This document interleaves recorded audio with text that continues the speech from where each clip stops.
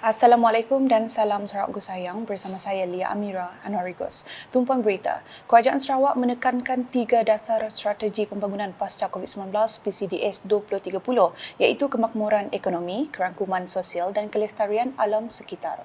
Premier Sarawak Datuk Petinggi Tan Sri Dr. Abang Abdul Rahman Zohari Tun Datuk Abang Openg berkata, selain penekanan terhadap 3 perkara itu, Kerajaan Sarawak turut memberi komitmen dalam usaha menghasilkan pelajar yang berilmu tinggi. Yayasan Sarawak untuk melatih dan mewujudkan anak-anak pelajar kita yang merangkumi semua tiga faktor ini. Kalau di Persekutuan yang amat berhormat sebutkan masyarakat madani, dan masyarakat madani ini adalah bertunjang kepada falsafah seperti yang diwujudkan, dipromosikan Ibn Khaldun dan juga cara-cara hidup di mana manusia menghormati manusia yang lain.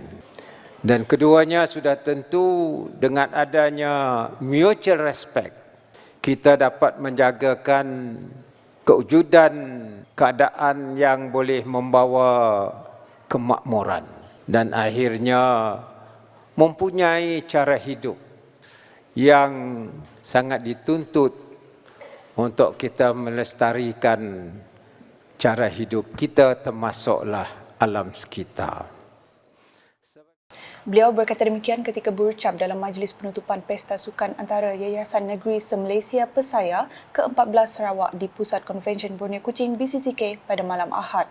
Jelasnya lagi, Yayasan Sarawak telah diarahkan untuk menyediakan tenaga kerja selain daripada universiti awam yang sedia ada di Sarawak seperti Universiti Malaysia Sarawak UNIMAS, Universiti Teknologi Mara UiTM dan Universiti Putra Malaysia UPM, tetapi juga mewujudkan universiti yang dibiayai oleh Kerajaan Sarawak. Tambahnya lagi, Sarawak juga mewujudkan kampusnya sendiri yang merupakan aset Yayasan Sarawak seperti Universiti Teknologi Sarawak Sibu, Kolej Universiti ICATS dan Pusat Kecemerlangan Teknikal Sarawak Sentex.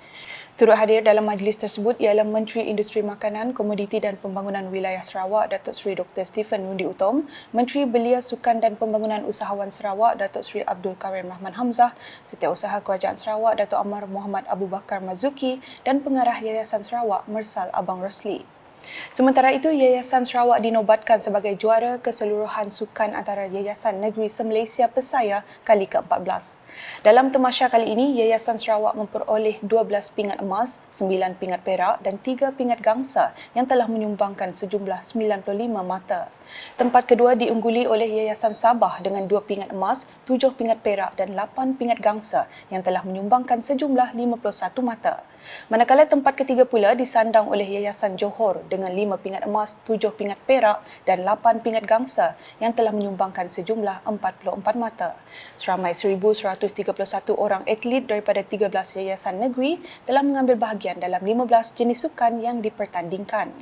Tamasya ini melabuhkan tirai setelah 10 hari berkampung di Kuching mulai 10 hingga 19 Februari 2023. Penganjuran pesaya seterusnya bakal diadakan di Kelantan dan Yayasan Islam Kelantan sebagai tuan rumah. Beralih ke laporan berikutnya, Creatively Unique CU Sarawak 2023 yang merupakan platform untuk golongan muda mempamerkan keunikan masakan dan fashion Borneo berjaya menarik 12,000 pengunjung tempatan dan luar negara bermula pada 18 hingga 19 Februari baru-baru ini. Menteri Pelancongan Industri Kreatif dan Seni Persembahan Sarawak Datuk Seri Abdul Karim Rahman Hamzah berkata, acara itu turut menarik minat pengunjung yang datang dari Semenanjung Malaysia, Indonesia, Amerika Syarikat dan Mesir. In some way, when they start small this way, it will give them a lot of confidence. And this confidence is what we hope to build inside them as they grow. You know, man, there will always be a starting point somewhere in anything that you do, whether it's in your career, whether you are a businessman or in sports. There is always a starting point. And this is the kind of thing which I hope with participating in passion, participating in mentorship this way among themselves, it gives them that kind of confidence. And hopefully with that confidence, it will grow bigger and bigger. And one day we hope to see some of them having their brand name. Beliau berkata demikian kepada pemberita dalam sidang media selepas lawatan beliau di acara CU Sarawak 2023 di Padang Merdeka Kuching pada Ahad. Difahamkan terdapat dua program dalam acara tersebut iaitu Sarawak The New Gen of Style Street Fashion Shows serta Artisan Food Street yang mengetengahkan bakat muda serta produk keusahawanan Sarawak. Acara itu disokong oleh Kementerian Pelancongan Industri Kreatif dan Seni Persembahan Sarawak, Lembaga Pelancongan Sarawak STB, Kota Kreatif Pertubuhan Pendidikan, Saintifik dan Kebudayaan Pertubuhan Bangsa-Bangsa Bersatu UNESCO dalam bidang gastronomi, Persatuan Seni Warisan Budaya Sarawak dan Kelab Rotary Kuching. Dalam pada itu, Timbalan Menteri Kemajuan Desa dan Wilayah Datuk Rubiah Wang telah mengadakan satu lawatan kerja ke tapak projek pembinaan Jalan Masuk Baharu ke Kampung Perangkan dan Kampung Bugu sepanjang 13.5 km di Serian baru-baru ini. Tujuan lawatan tersebut adalah untuk melihat projek itu yang dimulakan pada 13 Januari lepas dan dijangka siap pada 12 Mac 2024. Projek tersebut dilaksanakan di bawah rancangan Malaysia ke-11 RMK11 dan diselia oleh Kementerian Kemajuan Desa dan Wilayah Malaysia yang mana ia menelan kos sebanyak 18.6 juta ringgit. Pembinaan jalan itu bakal memanfaatkan seramai 2,400 penduduk daripada 4 kampung iaitu Kampung Perangkan Mawang, Kampung Perangkan Marum, Kampung Bugu Mawang dan Kampung Resak. Datuk Rubiah turut menegaskan projek tersebut harus disiap dalam tempoh yang ditetapkan bagi mengelak pemotongan bajet bagi projek kemajuan luar bandar. Di Bintulu pula, dasar pendidikan negara ini perlu lebih konsisten sekiranya Malaysia ingin setaraf dengan pendidikan di negara lain seperti Singapura atau Jepun. Timbalan Menteri Pendidikan, Inovasi dan Pembangunan Bakat Sarawak, Datuk Dr. Anwar Rapai berkata, sistem kurikulum sedia ada yang sentiasa berubah hanya akan mengundang kekeliruan kepada golongan guru dan juga ibu bapa. Semalam Menteri Pendidikan mengatakan bahawa tahap kita sama dengan Singapura dan juga Jepun.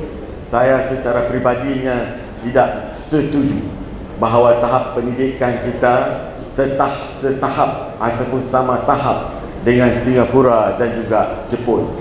Secara peribadinya saya tidak setuju.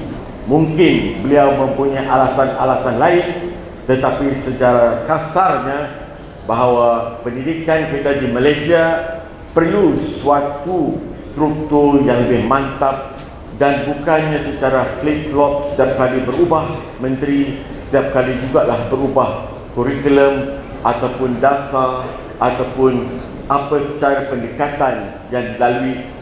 Beliau berkata demikian dalam program Solat Hajat Perdana Pelajar Islam SPM dan STPM 2022-2023 di Masjid Asyakirin bahagian Bintulu pada Sabtu.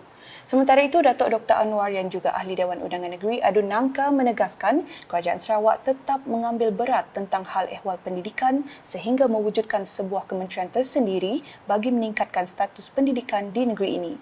Datuk Dr. Anwar mengulas lanjut Premier Sarawak Datuk Patinggi Tan Sri Dr. Abang Abdul Rahman Zohari Datuk Abang Openg telah meluluskan permohonannya agar Kerajaan Sarawak membiayai 50% yuran UTS bagi pendidikan anak Sarawak.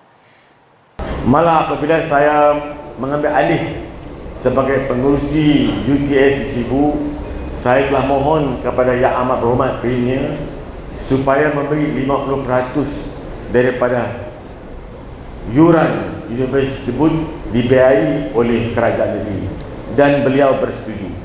Oleh sebab itu sekarang ini yuran universiti tersebut sama dengan apa yang dibayar kepada universiti awam seperti UNIMAS, UPM dan universiti-universiti lain. Katanya peluang amat terbuka luas kepada anak-anak tempatan untuk melanjutkan pelajaran. Program tersebut turut disertai sebanyak 640 pelajar Islam tingkatan 5 dari 6 sekolah menengah dan 1 institut tahfiz serta 52 pelajar Islam tingkatan 6 dari 4 sekolah menengah dari sekitar daerah Bintulu. Manakala di Sibu, sekitar 50 peminat sukan Muay Thai dari pelbagai lapisan usia menyertai program Mari Mencuba Sukan Muay Thai yang diadakan di Eagle Muay Thai Gym Sibu pada Sabtu. Ia dianjurkan oleh Persatuan Muay Thai Negeri Sarawak PMNS dengan kerjasama Persatuan Muay Thai Sibu dan Eagle Muay Thai Gym Sibu. Sesi kira-kira 2 jam itu dikendalikan oleh Jurulatih Majlis Sukan Negeri Sarawak MSNS Muhammad Azan dan dikendalikan bersama Jurulatih Pembangunan Zulkefli Abdul Rahman yang mana para peserta didedahkan dengan pelbagai teori dan praktikal mengenai Muay Thai seperti pengenalan asas tumbukan dan asas Muay Thai. Menurut Presiden PMNS Jumaat Ibrahim, pihaknya sangat gembira melihat penyertaan ramai belia termasuk kanak-kanak di Sibu dalam program tersebut meskipun sesi latihan hanya singkat. Ujarnya ia memperlihatkan sukan Muay Thai kini semakin mendapat tempat dalam kalangan belia di Sarawak dan ia petanda baik terhadap pembangunan sukan itu di negeri ini. Katanya dengan Sarawak dalam perancangan untuk menjadi tuan rumah Tamasya Sukma 2024 menjadi komitmen PMNS untuk menyediakan atlet terbaik dalam misi memastikan Sarawak muncul juara keseluruhan nanti. Sekian edisi Tengah Hari bersama saya Lia Amira. Berita lebih lanjut boleh didapati di semua platform media sosial UKAS termasuk portal ukas.sarawak.gov.my dan UKAS Channel di YouTube. #Menyebar Fakta. Salam UKAS.